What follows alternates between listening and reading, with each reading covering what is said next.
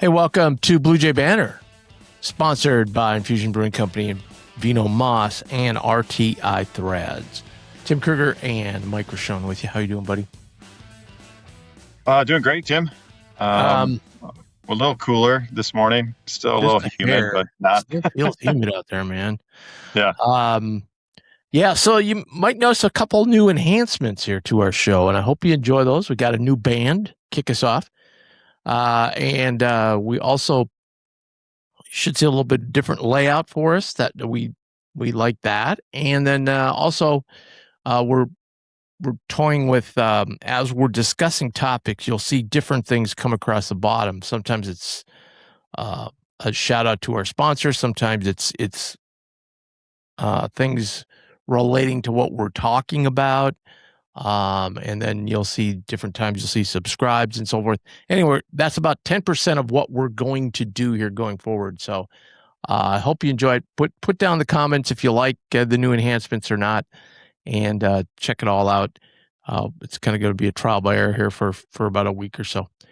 Well, first of all, want to talk about Infusion Brewing. Go to infusionbrewing.com. Check out all the great beers they have. Tasting room, I think, opens at 4 today, so get out there. Check out all the summer beers, and soon, the fall beers and that pumpkin vanilla spice beer that you love so much will be out there. So check it all out. That's Infusion Brewing, infusionbrewing.com. So yesterday we had our first Blue Jay Banner golf. I don't know what you can call it, golf event, because then people think that we had a golf event, which we didn't. It's a golf event. It's a golf series. Let's put it that way. There we go. Yeah. You and Austin Chapman played freaking awesome yesterday, guys. Congratulations. You just smoked. Thank you. You know, thank you. You had a bad hole on one of the easiest holes on the course out there yesterday. I did. And then you had one bad hole in the back. You would have shot just lights out without those two. Yeah. Two triple bogeys, which obviously always screws up your scorecard. Other than that, I would have to say that was probably the best putting that I've done in quite a long time. Phenomenal. And it's not like you made everything. Both you and Austin, your approach putts were awesome yesterday. Yeah. Yeah. My lag putting was solid. So. All right. Well, nice job. Love another one of those coming up. A little housekeeping here. So tomorrow I'll be going to practice. So if you want a practice report, go to bluejaybanner.com and check it all out there. Today, as we promised, we're going to kind of the end of the summer workout session ends tomorrow, or excuse me, Friday for the players. So then we'll be shifting into some fall sports. We'll be mixing in basketball too. But to kind of wrap up this section of the preseason, we're just going to look ahead, as we mentioned the other day. We're going to look ahead at like who potentially could be the leading scorers this year, who potentially could be the leading rebounders and the assist guys. So we're just going to kind of throw some people out there. And so, Mike, why don't you kick it off with the assist leader? Like who do you think would be the assist leader this year? I kind of, there's kind of two names, that I'm kind of leaning towards, but I'm gonna have to go. I think BJ Davis will be the leader in assists. I think he's going to be pretty special coming off that high pick and roll and kicking out to shooters, lobbing it up to Oswin. I like the way he runs the point guard position. So that's kind of who I kind of envision being the leader in assists. Yeah, I mean, I think that's the obvious choice. I do think like you could have, depending on how things are defended, and like we haven't seen him pass enough, but I mean, and depending on how defenses go, Oswin could have a fair amount of assists. You know what I mean? Like absolutely, he could. The other guy obviously is Wes, because I think Wes will get a lot of assists on, breakouts. Yep. Yeah, and fast breaks and things like that. Not that he won't have some in the half court, but I think that'll be his major. That'll be major where he'll get the assists. So Yeah. Yeah. those two guys, He was kind of my number two. Yeah. That I was kind yeah. of, yeah. And I don't think, we just have to see how much Cottrell plays in order to add him to this list as well. Right. And how good's Oswin going to be in the post? How good's the post game? You could just get Jackson could lead him in this. You know what I mean? Like Yeah. just dumping it into him.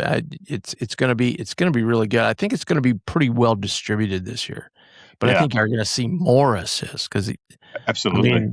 I don't think we had the number of assists last year that we wanted. So No. I think you're going to see way more this year. Absolutely. Before we move on to the rebounders, I want to talk about Vino Moss. We've mentioned this passport thing. It's kind of like a rewards program. So you go in there, you get a passport, and they'll have different categories. And every time you go in, if you drink a wine from California, you get a stamp. You drink a Merlot, you get a stamp on your next visit. You get one stamp per visit. And when you get to certain levels, 5, 10, whatever, that's when you receive a bonus, whether it's a free glass of wine, percent off a bottle of wine, on up to charcuterie boards, on up to free bottle of wine. So check it out. Great wine club, great live music. Check it out. That's Vino Moss at VinoMoss.com. Rebounders. I guess Oswin's, Urumze's the Right. odds-on Run favorite. away. But I think in watching the number of practices and so forth, I think there's such a battle for the basketball in there. The balls are getting tipped out, and you got guys like Hudson who get a lot of those. And I know they want Hudson to be a better offensive rebounder this year. So he could be a guy Yeah. that could garner a few boards. I think Jackson did well in his freshman year, and so I only think it's going to get better this year as far as rebounding. And then, Jason Green, I think, grew a lot last year, having to battle bigger guys and figuring out ways to get position and get the jump on guys for rebounding. So I think he's probably another guy that you got to look at to get the rebounds. And, and there's always those rebounds that go out, and I would think Wes would be a guy that would get a lot of those as well. Yeah. Yeah, I think that obviously, like you mentioned, Oswin, is kind of the odds-on favorite. But I think a guy like Jason Green is going to be high up there in the rebounding numbers this year. Like you said, he had to battle last year with much bigger guys. Now he's maybe not going to have to do that. He's also like you talked about on the offensive end, he's going to be guarded by maybe a smaller guy, so he's going to be able to find some position and get some offensive rebounds. You mentioned Jackson and Hudson, guys like that. I think that's kind of the next step. I think we'd all like to see Jackson take. Is one of those guys who, is averaging like 8 rebounds a game, just with his size, length, and athletic ability. He's a guy that should be up there in those rebounding numbers. Yeah. And I think one factor we haven't talked about is like Oswin has been getting into foul trouble over his career. That's something they're working on very hard, so he, stays out of foul trouble. Yeah. Hands up, positioning, Yep. and not reaching in the corners when they're trapping, things like that. Yep. So I think that's kind of the key too. If he has a fair amount of foul trouble, then he's not going to be the leader in rebounds. So otherwise, I think he's probably your odds-on favorite to do that. Yep. I'll tell you the odds-on favorite to get Creighton gear is at RTI Threads. Go to rtithreads.com. Check out the wide variety of Creighton gear. They'll be pumping out, now that we're into August, they'll be pumping out new Creighton gear all the time. They'll have volleyball-centric gear, soccer-centric gear, on and on and on and on. And Katie and her staff do such a great job over there at RTI Threads. You need to check them out. Great product. Quality stuff the quality of it is off the charts. So check it out. That's RTI Threads and rtithreads.com. Leading scores. I mean, here's the candidates. I think you got to have Wes, Jackson, Oswin, Yeah. maybe Jason. Yeah. It's hard to with like HUD, a guy like HUD, because how many minutes a game is he going to get? Is he going to get Exactly. 30? Is Yeah. he going to get 20? You know. Yeah. But as we mentioned the other day, he was shot 40% from three last year, so he could score in bunches. So Right. he could be a guy too. But I think you're going to see really when you get down to, you're going to see really a balanced attack. Yeah, I think that's kind of the big thing. I would be surprised if you have a guy that's up there with like the 18 to 19 points a game. I think with the depth and everything like that, I think you're just going to have a bunch of guys, maybe around that 12, 13 point range. Another guy that we mentioned that's very similar to Hudson is Austin Swartz, because that guy can fill it up. It's just a matter of how many minutes is he going to get. But you saw last year, once Swartz gets going, that guy can fill it up. So that would be a nice if he's up there in that double digits points per game as well. Yeah, he'd definitely be. It just depends again. How many minutes is he going to be? Right. How dedicated Yep. is he on the defensive end? Because that's going to be the key for him to be on the floor. Absolutely. But he looks great offensively, Yeah. even though there's limited times we've seen him because he's coming back from that ankle. So yeah, he's certainly a guy you could watch. I think in the end, if there is a guy that could go for 19 points, say for instance, I think it would be West, because I think about when Pop was here and healthy. He had Mhm. a lot of games. I would say the game is totally similar, but somewhat offensively. Right. And I mean, Wes is a better shooter than Pop, just flat out. Yeah. And in this offense, he could definitely get to that point where he could have um, some big nights. Yeah.